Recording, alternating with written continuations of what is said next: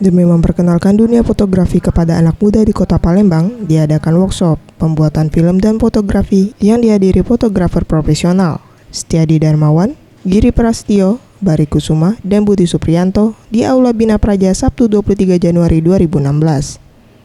Iren Kamelin Sinaga, PLT Kadisbudpal Sumsel mengatakan, dengan workshop ini dapat meningkatkan minat dan skill anak muda di Kota Palembang terhadap profesi seorang fotografer dan dapat menyebarkan foto hasil jepretannya ke media sosial, terutama potensi pariwisata di Sumsel, sehingga dilihat oleh banyak orang dan tentunya akan mendatangkan wisatawan ke Sumsel. Membuat Sumatera Selatan terkenal, baik dari sisi pariwisatanya maupun dari sisi pembangunan yang sudah sangat cepat ya.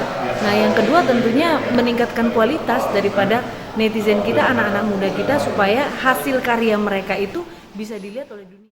Sementara itu, Bari Kusuma, fotografer profesional, memberikan tips untuk menciptakan sebuah hasil karya yang bernilai seni, harus memiliki originalitas, serta perlu disebarluaskan ke orang banyak.